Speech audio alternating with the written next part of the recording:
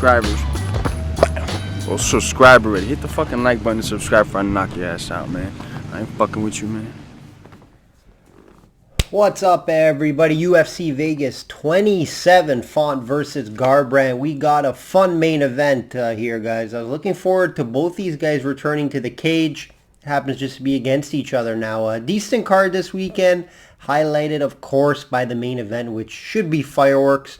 A couple of sneaky good fights. I think the Hermanson versus Shabazian should be interesting. I think Dvorak versus Pavia should be good as well. I'll be going over the full main card, giving out some free picks and winners for you guys like usual. Not a great card from a betting standpoint, at least from the main card, guys. So I do have... I'm not too confident with some of the plays. I do have a couple passes. But I will be giving out a few free picks like usual. Let's go over last week, guys. UFC 262 was another profitable card for myself and subscribers. Another best bet winner, moving back to 65% long-term best bet run, guys. 65% long-term best bet run. Only fight that I was wrong with, at least from a side standpoint, was the Chandler fight. I did... have a small play on Chandler, small unit play on Chandler. Looked good in the first round, right? Looks like he was going to end the fight. But Oliveira showed his experience in there, avoided any big shots on the ground, was able to come back in the second round and catch him early. I did think Chandler should have tried to get it to the ground when he got caught, but then that left hook caught him and he wasn't able to recover. And, you know, he has shown to be knocked out. I personally didn't see, if Oliveira won, guys, it was a 50-50 fight, right? So taking plus money on a guy when it's 50-50 fight, it was the right thing to do, I think. Again, it was a small play, it wasn't a big play for myself. The big play was the fight to not go the distance in the main event. That was a part of my best bet winner, along with Dariush. I did like Dariush a lot. To beat Tony Ferguson. We parlayed both those together, 2-fight parlay. Get that at even money instead of trying to lay that juice. You know, obviously happy for Charles. You know, he's a guy that deserves it. If you look at it, anyone in the UFC, he's a guy that deserves a title. He brought it back to Brazil. They fell in love with him over there in Brazil. And a lot of fighters do like Charles and are happy for him. You've seen his celebrations running to Joe Rogan and running outside the cage. He was just very happy and very humble about the win as well, right? So very excited to see what's next. Obviously, Dustin Poirier versus McGregor should be the next fight. Excited to see how that pans out when these two fight for the third time in the trilogy. A couple other fun fights on the card. Pay-per-view, to open up the pay-per-view card, the Barboza and Burgos fight. We all knew it was going to be a great fight. It turned out to be a great fight. Very strange delay KO reaction. A little worried about Burgos there. I don't think I've seen that from any other fighter from a headshot. I've seen it from body shots. I've seen delay reactions from body shots before, but never to the head. So that was very interesting. Burgos was even surprised that he got caught. But let's talk about Barboza. He looked tremendous. Me personally, I didn't have a play on the side. I did go over the fight to not go the distance and to not go the distance. I did give that out. It was just a tough fight to call. It's a fight that you just want to enjoy to watch. So that's what I did. And, you know, Barboza looks great. I think he does deserve a top 5 guy next. And he's been looking great since he moved down to his division. So I'm excited to see what's next for Barboza and Burgos as well. I love watching Burgos fight. He always brings a fun fight. But, you know, these two big knockouts now, moving forward, may be difficult. You know, when guys get knocked out, you know, in big ways, Emmett and now the Barboza fight, issues could come down the line. So we're going to see how Burgos bounce back, but very excited to see who Barboza gets next. End of Tony Ferguson, guys. That's what I think. I think it's going to be the end for Tony here. You know what? I think it should be the end, but I don't think he'll fight again. But I think he needs to fight a guy that's towards the end of his career as well. Not a guy that's going to trying to fight for the title in Dariush. Now, Dariush didn't do anything spectacular. You know, the fans booed him, but it's more because they like Tony. Dariush pretty much just laid on him And that's how I thought it was going to go. I gave the Darush out as a free play for you guys. And I just thought it was going to be similar to the Charles fight. We've seen the path to victory. Just hold him down to the ground. He seems a lot weaker, a lot skinnier, not in great shape. Even when he was striking, it did not look good. You know, I thought the only path to victory for Tony was to catch him with a wild elbow or something. But Darush didn't take those chances, brought him to the ground and controlled him there. And that's where he won the fight very easily, and that's the path to beat Tony. You know, I love Tony. He's been in some crazy fights. I still don't know how he got out of that submission. His knee popped. I don't know how he got out of that. He's just a warrior, guys. He just doesn't feel anything, it feels like, in there. So, yeah, I like to see him maybe hang it up or get an easier fight. You know, a guy that's, you know, out of the top 10 and, you know, just trying to wind down his career as well. I'm always willing to see Tony fight, but you know, if he's gonna look like that in the ring, you know, it's not too appealing to the eyes to be watching a legend like Tony look like that in the cage. Let's get an update here, guys. Let's get right into the updates and the weekly updates on all sports. Update here: 48 and 26, 65% best bet run, long-term run, guys, over a year now. Long-term run. Let's get into the NHL, guys. NHL ended. We ended the regular season, guys, 65% in the NHL. Full year of plays, 65%. One of the highest in the market. Very impressed and excited for that number. And it's a 50 and 25 NHL run still, guys. 2-1 in the playoffs so far. We hit a best bet winner. I've only had 2 best bet NHL all year long, guys. And this is my biggest unit play. Pittsburgh Penguins to bounce back. They did. We're on a 5-0 best bet run all sports right now, guys. And a 50 and 25 NHL run. That's 67%. It's been going great in the NHL as well. PGA, we had a best bet winner as well last week with the famous Make the Cut parlay. Even week, however, though. We did not profit on the week. It was even, didn't lose. So that's always good. But the best bet did cash.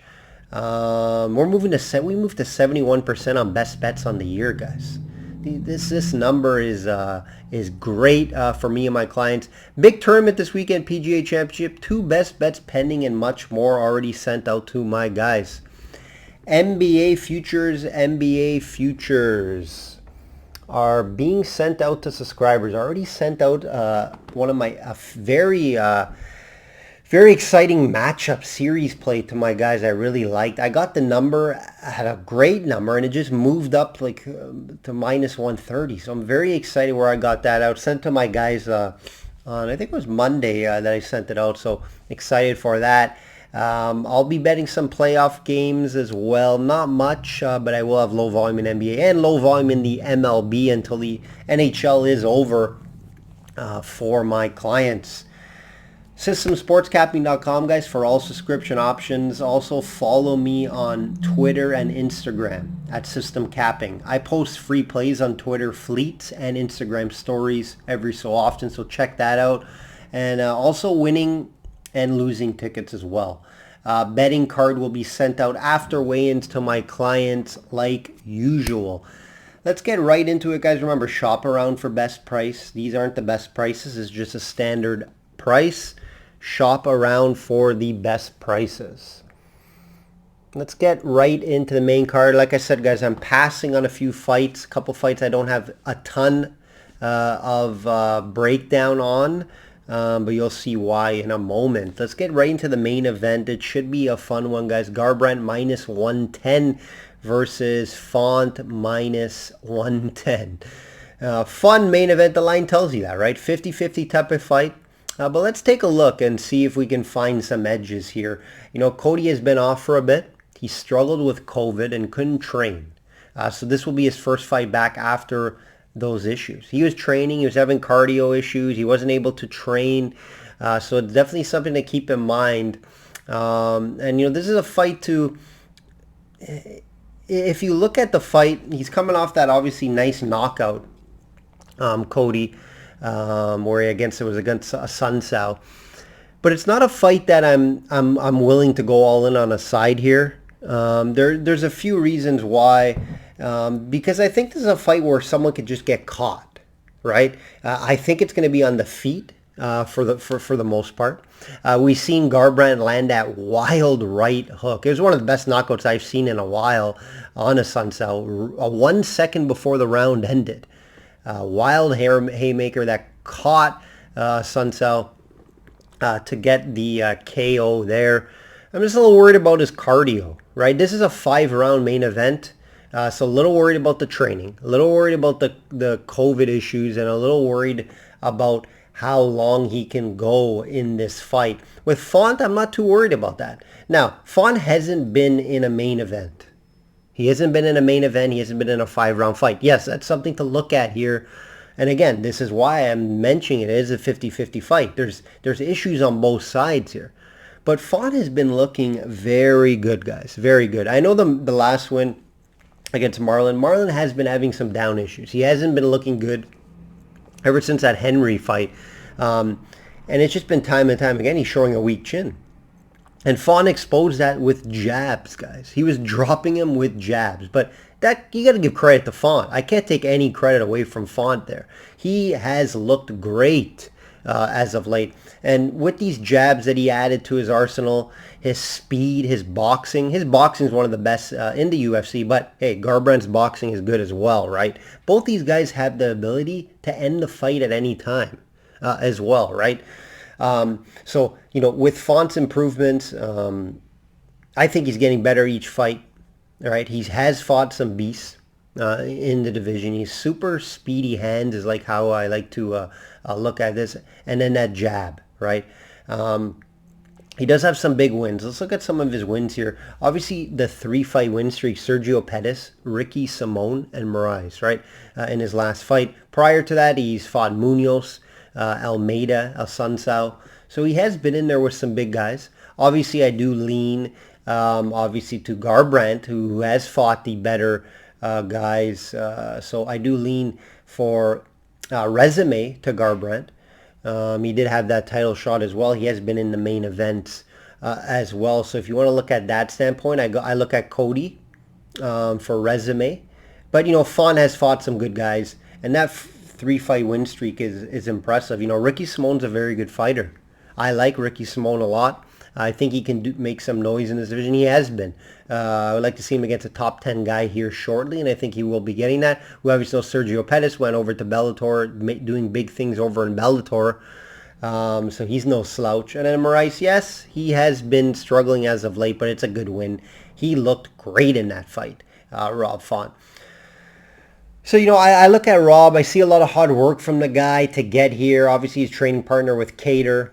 He's getting better and better. He has a nice reach advantage, which could play a big factor in this one due to that jab, right? Rob has a big reach advantage here. I haven't bet this fight as of yet. I will be looking Rob's way if I do, though. Rounds and distance, it's a tough call. It could go 5, but with this fight mainly being on the feet, in my opinion, and both these guys having heavy strikes, it's a fight I don't see going the distance. I don't see it going to the distance. Line's probably at 2.5 right now. I would lean the under. But yeah, it's not a fight I see going all 5. And I haven't bet it yet, but I'm going to look Rob's way if I do. Obviously want to see the weigh-ins and just do a little more research on it. But this is definitely a couple more concerns on the Cody Garbrandt side. But hey, there are a couple concerns with Font as well.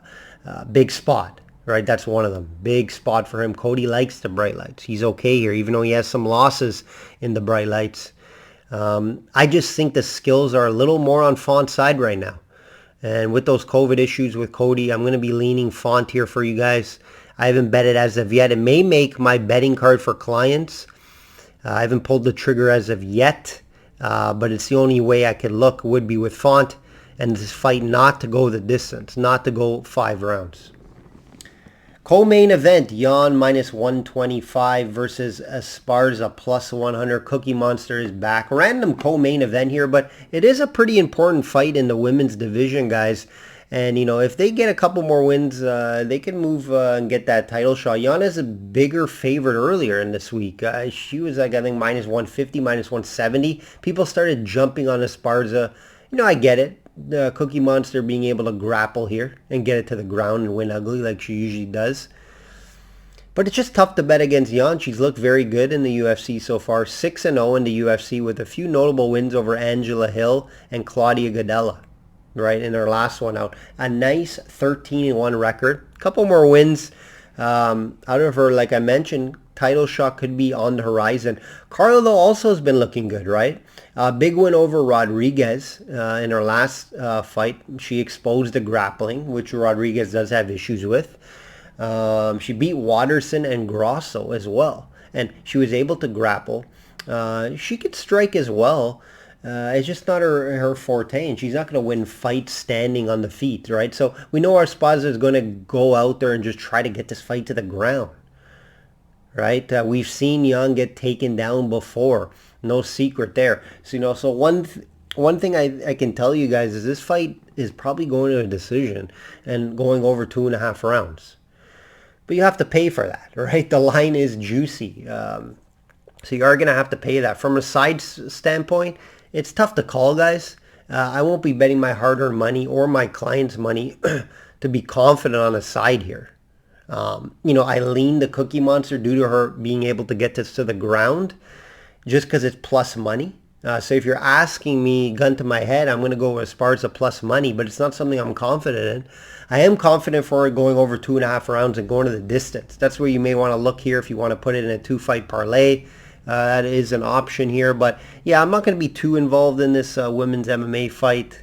Like I mentioned, guys, women's MMA fights, for the most part, especially mid-tier, and when it's very close, it's either you go with the dog or you leave it alone from a side standpoint. Try to find some value in the over rounds and decisions, just because a lot of the women's fights do go distance or do go longer in the fight. So that's something to look at here.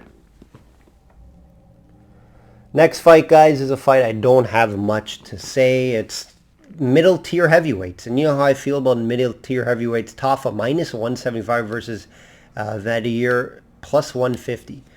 Vandura plus 150. Yes, that's the only way I would look when it's middle tier heavyweights. But Tafa has the ability to knock this guy out. I hate betting on these low tier heavyweights. It fits under the category with these two guys. This is a fight I'm staying far away from. I suggest you do as well. Both guys could win this one. I lean Tafa if you ask me to pick someone. Both these guys lose one, win one. Lose one, win one in their UFC careers. Hard time seeing this one going all 3 rounds, but, a couple weeks ago I was on a heavyweight fight to not go 3 rounds, and it did because Lima just laid on Green the whole fight. So I'm not getting involved in this. I learned my lessons with these fights. You have to ask me, Tafa's going to have to try to keep this on the feet because he's not going to be looking for takedowns, but I think Vandier will be. I think he'll try to get to the ground and make it ugly to try to pull off a win, and he could get it there, right? So that's why he cannot go all in with Tafa at minus 175. He keeps us on his feet. He could get a knockout, and it could be a slow, if there isn't an early knockout, it could get ugly and could go the distance, right? When these heavyweights start getting later into the rounds, the knockout ability is gone because it's so slow, and then they lost all their steam to get a big knockout, and that's when they start grinding on each other. So I'm staying far away from this. Big pass, guys, big pass. Next fight, Spencer minus 163 versus Dumont plus 137. Felicia's back in the ring after a year off, guys. A tough, hard-fought loss to Amanda Nunes. Went the distance with her, even though she got dominated for most of the fight, but she showed her toughness, if you can bring anything out of that fight. Crazy how she got the title shot so early at 7-2, right? However, this is women's MMA division, higher up division in weight class, not a ton of contenders, right? So, Norma Dumont is still fresh face for somewhat 5-1, 1-1 in the UFC, has a loss to Megan Anderson and a win over Ashley Evans-Smith, who just isn't that great of an MMA fighter, guys. So it's hard to see what we have from Dumont. I haven't seen enough from her to take her here as a dog. Spencer has big fight experience against Nunes. a bit of time off to clear her head, but not enough. Not enough to be concerning. It's only a year. You know me personally, fighters off 2-year layoffs or more, I like to avoid the fight. This is only a year. I'm not too worried about it. Weigh-ins is something to watch here, guys, if you're betting on it. I think one of them may miss weight, to be honest. They have in the past, both big girls. Dumont has missed weight recently, so it's something to look at here.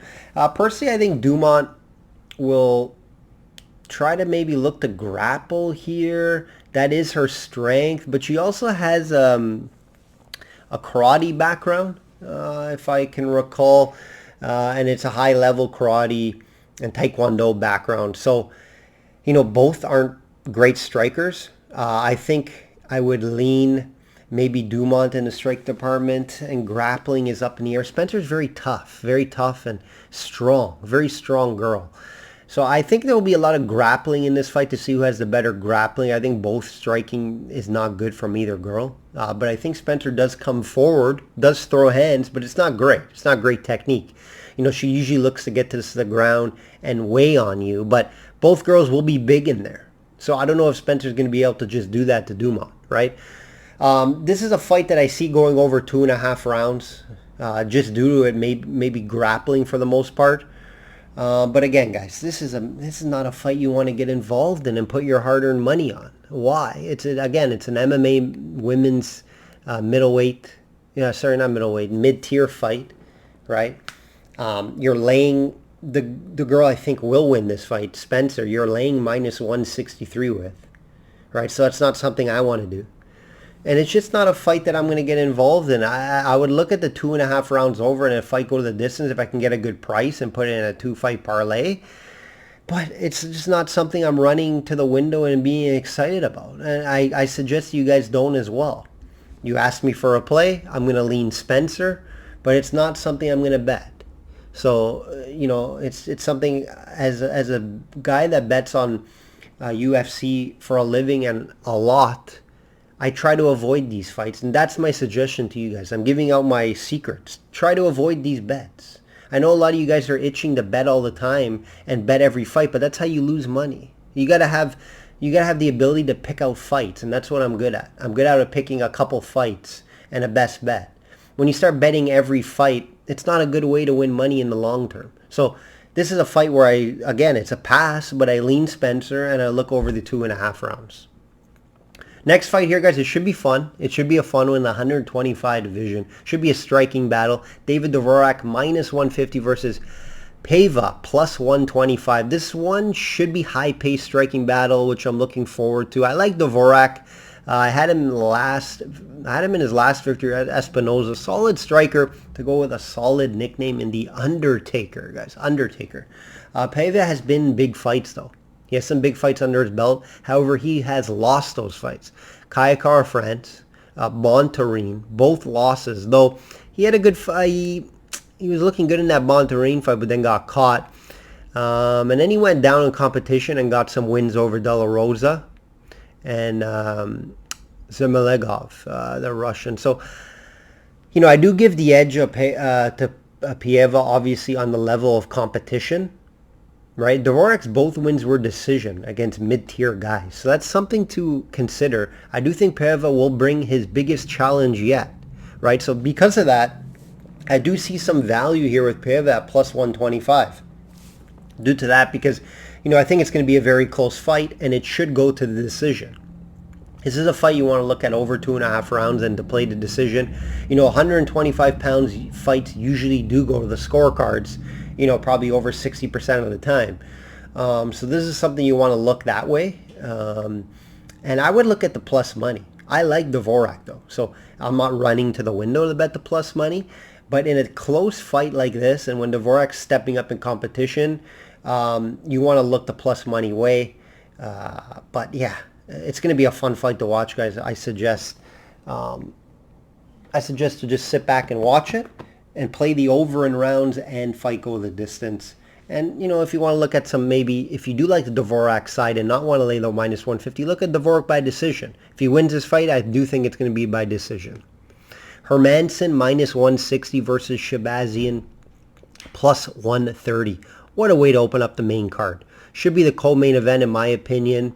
Now Hermansson got COVID a few weeks back, and the fight had to get canceled. Remember, he stayed in the U.S. and trained here, which was something different for him. He also did mention in a couple of his interviews today that his cardio could be an issue if he goes deep into this fight. He said it, guys. He did say it. So we already think that his training was depleted, and we think his cardio may not be great. That's something to keep in mind, and he does like to wrestle. Shahbazyan, we know his story, right? Tons of upside, and was talked about the next guy being the next guy in the division. And then boom, in comes Brunson, who destroyed him, right? Brunson's the guy, oh, let's see if he can pass the Brunson test. That's what they usually do. And people have been failing as of late. So I don't know how much you take away from that. I do think Shahbazyan does have the striking advantage in this fight. However, can he keep it on the feet? That's the big question.